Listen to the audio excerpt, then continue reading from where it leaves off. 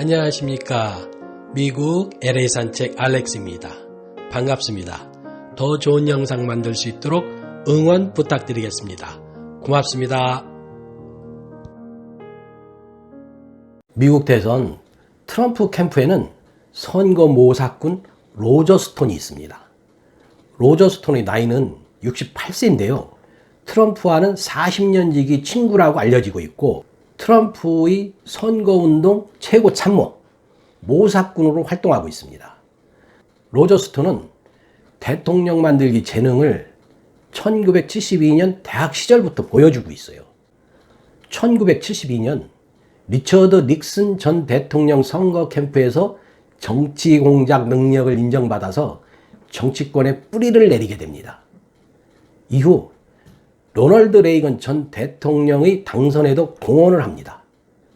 그렇게 해서 워싱턴 정가에서 로비스트로 활동 중에 부동산 업자였던 현재의 도널드 트럼프 대통령을 만나게 됩니다.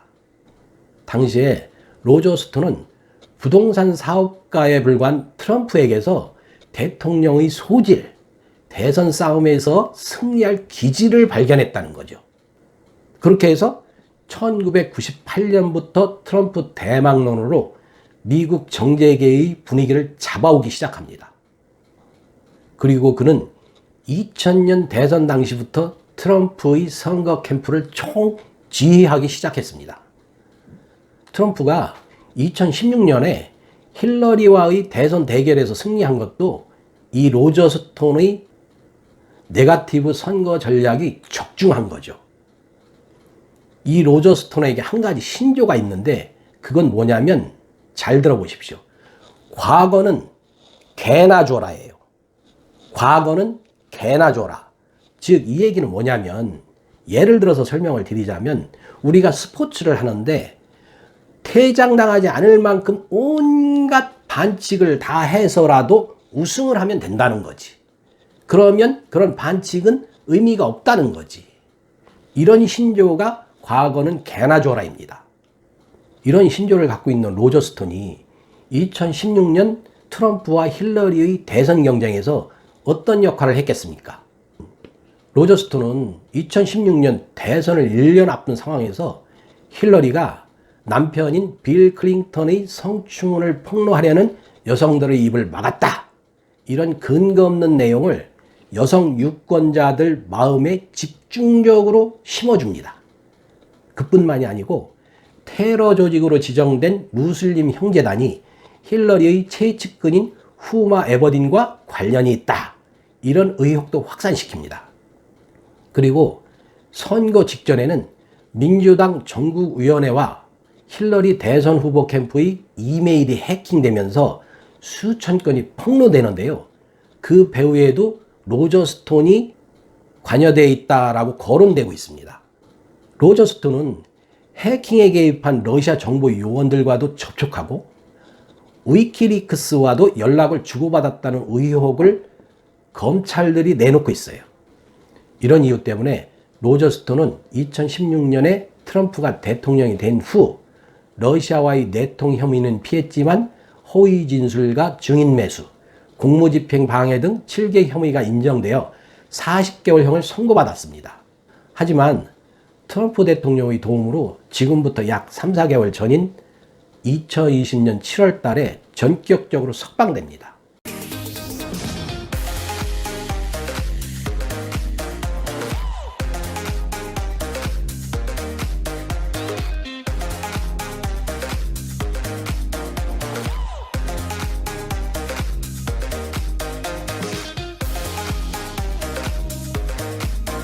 굉장히 중요하고 트럼프가 가지고 있는 사상을 판단할 수 있는 기준이 될 수가 있습니다.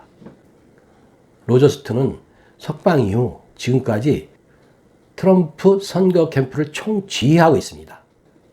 2020년 9월 29일 1차 대통령 후보 TV 토론이 있었지 않습니까? 그때 트럼프가 막말을 하고 끼어들기를 일삼아서 토론 자체가 거의 불가능할 정도였어요. 여러분 다 아시죠? 이러한 전략이 바로 로저 스톤의 머리에서 나왔다는 거죠. 지금 현재 선거를 바로 코앞에다 두고 미국의 사회와 정재계는 상당히 혼란에 빠져 있습니다. 10월 22일까지만 해도 바이든이 트럼프에게 상당히 우세하다고 했습니다.